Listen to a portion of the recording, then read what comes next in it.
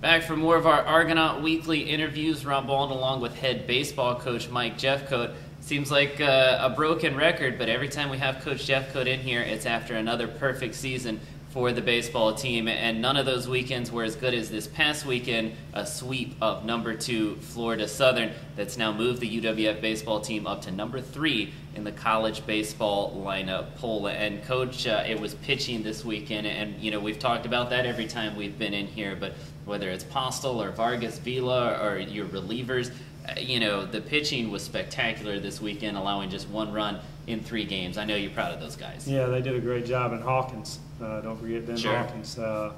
You know, Postel gave us another strong outing. His command was off a little bit. Thought he wavered in and out a little bit with his concentration with 6 walks, but he struck out 11. So, you know, he did what he needed to do when he got in some jams, but obviously, we need him to pitch a little more consistent and be a little more efficient with his pitch count. But he competed as he always did, and then Ben Hawkins had his best outing of the year, I thought.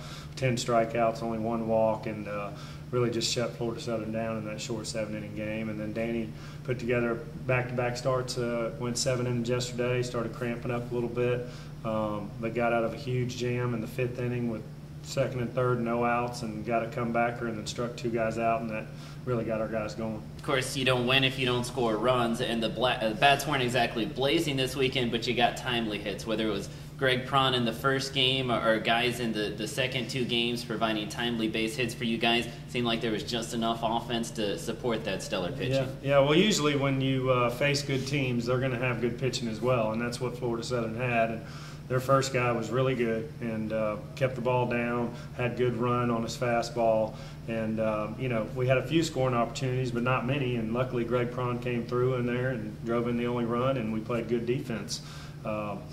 But you know, the other 2 games we had some scoring opportunities, and I think yesterday we counted about 8 or 9 balls we hit hard right at somebody with runners in scoring position. We just didn't have anything to show for it. It was kind of a testy series, you know, and things always are when it's 2 teams that have a history and 2 teams in the top 6 in the nation. But the difference in a lot of ways may have been the way that you guys were able to keep their cool, with benches getting worn, players even getting ejected. You guys managed to keep your cool, and I know that had to be a difference. Yeah, I mean, I think, you know, other teams do what they do. Sure. You know, we can't control that, and I tell them that, and we're not going to get into a mouthing war with them. You know, the ejections came from their side.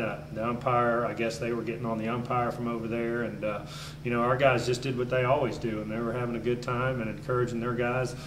He just had to come over and warn our dugout since he warned them, and Sure.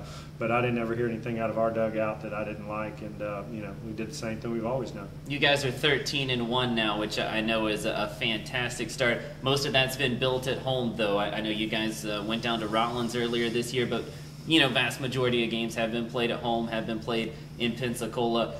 The road part of the schedule really gets going this weekend. You guys play North Georgia twice in the midweek, then open GSC play against Valdosta State. What adjustments do you have to make sure that these guys stay in their comfort zone? They're used to the routine of home. Now they've got to go on the road. What do you do to make sure that those guys keep playing at such a high level? Well, you know, we need to go on the road, and the road record is one of the criteria for regional bids, and so we've got to go take care of business on the road, and we've got a tough road ahead of us.